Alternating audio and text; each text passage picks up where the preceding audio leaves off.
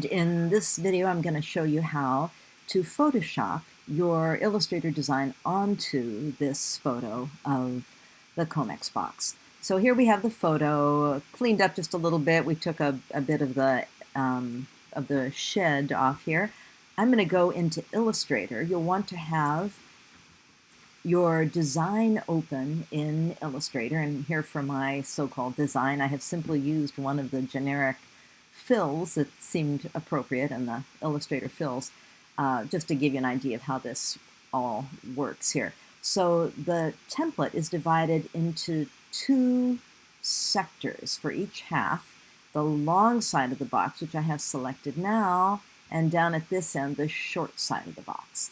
And of course, there's two halves since there are four sides of the box. So I simply copied that same fill into all of them. Your two sides may look different, and if so, you'll want to choose which half of your design you want to display on this particular photo. I'm going to choose the long side to start with here. So I'm just going to grab, with my black selection tool, I'm going to select the long side of the box, and it doesn't matter which one I pick. And I'm going to hit Command C to copy that vector shape with its fill. Now we're going to go into Photoshop, and I'm going to hit Command V, or it would be Control C and Control V if you happen to be on a PC instead of a Mac.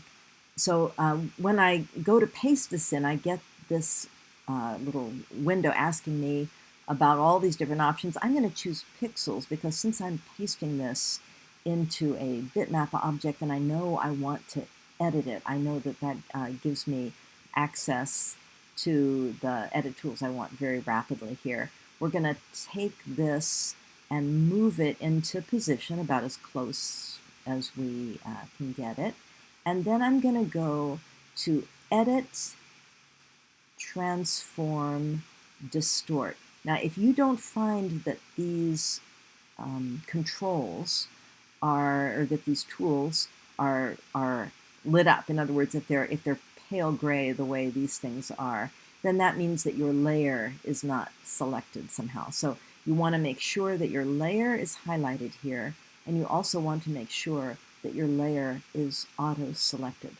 Selection works very differently in Photoshop than it does in Illustrator because we're selecting pixels instead of vector objects now. Remember, this has gone from being a vector shape, as it was in Illustrator, to being a collection of pixels, very much like the photograph of the Conex box itself.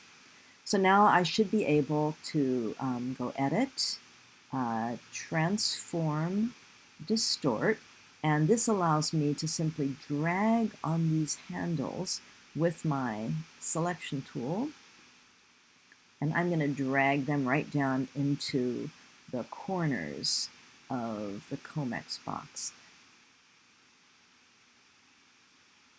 Conex box, sorry. I'm going to try to get these, I can't talk and design at the same time. I'm going to try to get these more or less right in the corners. This gets quite dark down here, so it's a little hard to see what I'm doing, but that looks pretty good. The cattail images, you'll notice, have gotten very distorted, right? They're quite foreshortened, but this really reflects what you would see in real life if you were looking along the length of the Conex box and these cattails were painted on it. I'm going to go back to Illustrator now, select the short end of the box, and Command C it to copy it, or Control C it. Go back to Photoshop, and Command V to paste it on. Whoops, it won't paste in, and I know why. I have not yet accepted the transformation here, and it's a good thing I made this mistake because it's a very easy one to make, and it can be very frustrating. If you still see these little handles in your Photoshop shape, that means that you have to accept the transformation you've done. And until you do that, Photoshop will not let you do anything else. It can be very, very puzzling. So I'm simply going to hit Return to get rid of those handles. And now, Command V, it should let me copy or paste my my clipboard element in here. And sure enough, it did. Okay, so I'm going to line this up, let's say, with this edge as well as I can. And now I'm again going to go back to edit. I'm going to go to distort. Oh, it won't let me distort for some reason. Let's try first hitting another shape to get rid of the handles and then go back to edit again. Sometimes that's all it takes. Sorry about that. When these things happen to you, maybe I'll be glad that they happen to me, so that you'll see there's an easy fix. Okay, I'm going to try to get these little handles as close to the corner of the thing that I distorted on the first round as I can. My goal is to cover up the box and to give an impression that I've pretty much maintained the shape of that box. If I'm not quite happy with this corner, let's see if I've... There you go. And if you decide, for example, I'm going to hit return to accept that transformation. If you find that your corners don't match exactly and you decide that you would like to go back and mess with the distortion on this side of the box, all you have to do is go back and highlight layer 1 to activate that layer. Make sure that it is then auto-selected and go back to edit and transform, distort again, and you will again see those little handles that you can mess with. I'm going to cancel that though by hitting return because I'm pretty happy with my transformation. I think that I might want to change the edges of the photo a little bit to crop into it. And if you decide you want to do that, here's the crop tool. When you select it, you will see that you get these little handles that you can pull. I don't really know if there's any need for that sign there on the edge. I might crop in just a bit.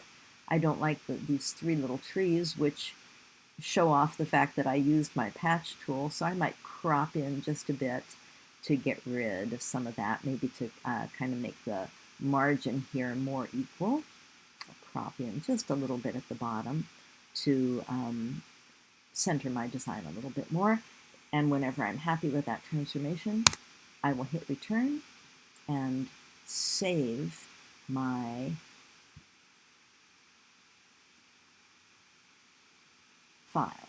I'm going to save it as Dragonfly 1 with design.